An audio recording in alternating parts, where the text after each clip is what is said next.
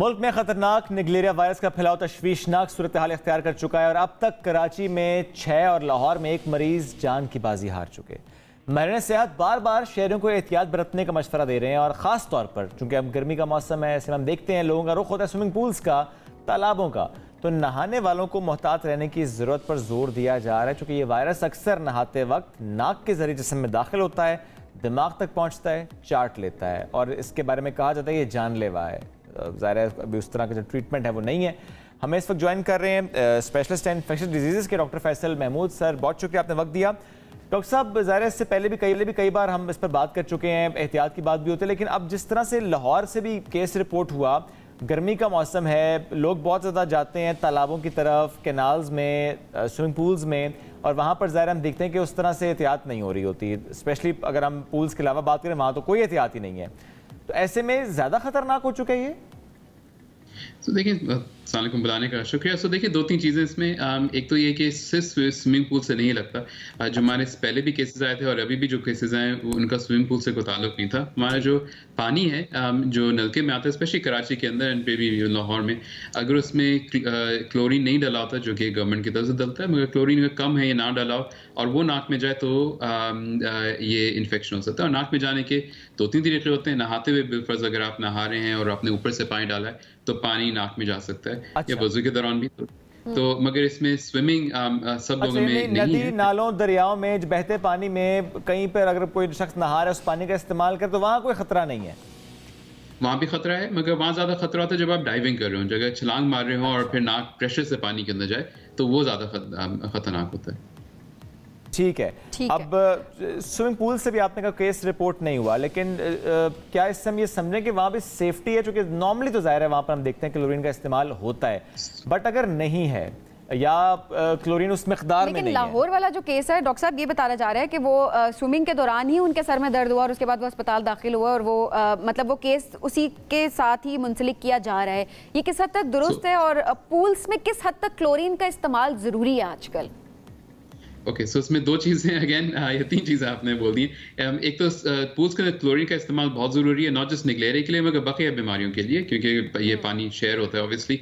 And इसका formula बहुत आसान है। अगर आप स्विमिंग पूल में हैं और आपको क्लोरीन की स्मेल आ रही है तो ये यानी कि ये पानी साफ है। इतना क्लोरीन अगर उसमें है तो एटलीस्ट निगलेरिया तो मर ही जाएगा।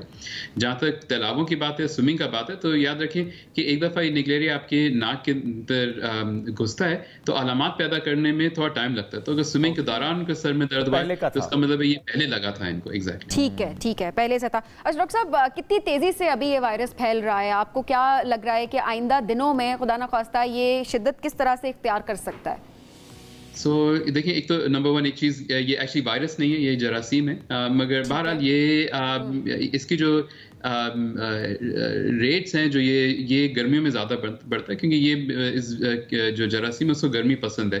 तो जब जैसी गर्मी का मौसम आता है तो और टेम्परेचर 40 से ऊपर जाता है तो यूजली तो फिर इसके केसेस आना शुरू होते हैं। अब जैसे जैसे मौसम ठंडा होगा, बारिशें होंगी, तो इसके नंबर्स भी थोड़े से कम हो जाएंगे। मगर इसका ये मतलब नहीं कि हम एहतियात ना करें, एहतियात जारी रखने की जरूरत है। ये है क्यों? ये है क्या? ये है क्यों? पाकिस्तान में ये क्यों है? कराची में ये क्यों है? तो हाँ, तो कराची में इस वजह से क्योंकि ये फ्रेश वाटर पानी, यानी कि जो तालाबों का पानी उसमें नॉर्मली पाया जाता है, पूरी दुनिया में पाया जाता है। कराची का पानी एटलीस्ट जो है वो हमारे जो 2-3 तालाब हैं, एक तो हब की तरफ से और फिर अदर साइड हालाजीत की तरफ से आते हैं, और फिर वो जो पंपिंग स्टेशन में उसको क्लोरिनेट होने की जरूरत है। वहाँ पे उसकी क्लोरीन डाल के जो भी इसमें जरासीम है इसके अलावा वो सब खत्म होने चाहिए। अनफॉर्चुनेटली वो पूरी तरह होता नहीं है और वही पानी फिर हमारे नलकों में जाता है। इसी के साथ हमारे जो पानी का नलका है, जो साफ पानी है और गंदा पानी जो गटर का पानी है, वो दोनों मिक्स होते हैं। हमारे पाइप्स जो उसमें बीच में छेद होता है वो मिक्स होता है, और ये जरासीम जो है ये एक्चुअली दूसरे कीड़े खाता है, दूसरे जरासीम खाता है, इस वजह से इनकी मिकदार बढ़ जाती है। अच्छा डॉक्टर साहब, अभी इसका इलाज क्योंकि यही कहा जा रहा है कि सामने नहीं आ रहा, हमने देखा कि जितने भी लोगों को ये केस ये जरासीम लगा है उन सबको जो है उनकी डेथ ही वाक़ई हुई है। तो आइंदा दिनों में क्या इसके लिए कोई काम किया जा रहा है? क्या इसके कोई वैक्सीन या इलाज के लिए कोई मेडिसिन तैयार की जाएगी? इस पर काम हो रहा है अभी? इसकी वैक्सीन तो कोई नहीं है, वैक्सीन यानी कि ऐसा कोई टीका या कोई दे जिससे ये बच जाए। अलबत्ता इसकी इलाज है तो सही, मगर इलाज बहुत मौसर नहीं है। एंड चूंकि ये बहुत रेयर बीमारी है, पाकिस्तान में या कराची में तुमको लगता है बहुत ज़्यादा है, ये इतनी रेयर बीमारी है कि जैसे मैं इन्फेक्शन डिजीज़ का माहिर हूँ, अगर मैं पूरे अपने करियर में एक भी केस देखूँ तो ये बहुत ज़्यादा है। ये इतनी रेयर दुनिया भर में बीमारी है, मगर इसके इलाज है। मगर वही बात है कि अगर जल्दी इलाज करें तो फिर जान बचने के चांसेस होते हैं। अच्छा। और उसको डायग्नोज करना थोड़ा सा मुश्किल है जी। तो इसका मतलब है कि जल्दी डायग्नोज हो जाना और उसका इलाज शुरू हो जाना, फिर जान बच जाती है। तो पहला सिम्टम क्या होता है जिसमें आपको फौरन चेक करवाना चाहिए ताकि आपका जल्दी से ट्रीटमेंट स्टार्ट हो सके? जी, तो यूजुअली इसके जो ये गर्दत और बुखार की किस्म है, तो इसमें शदीद सर में दर्द, बुखार, रोशनी बुरी लगती है, तो ये वाले अलामात हैं। अब इसको कंफ्यूज ना करें प्लीज। एक सर में दर्द होता है, इसको माइग्रेन कहते हैं, जो कि अक्सर लोगों को होता है। जिनको माइग्रेन होता है उनका तो अगर टिपिकल उनका माइग्रेन वाला सर में दर्द है तो वो तो कुछ भी नहीं है। मगर अगर किसी को माइग्रेन नहीं है और उसको दर्द हो रहा है तो वो जरूर दोबारा चेक करा ले। किसी को माइग्रेन है और वो बहुत ही अजीब सा दर्द है तो फिर चेक करवा ले। अजीब सा सर का दर्द है, पहली बार हुआ है तो जरूर चेक करवा लें। सर बहुत शुक्रिया साथ मौजूद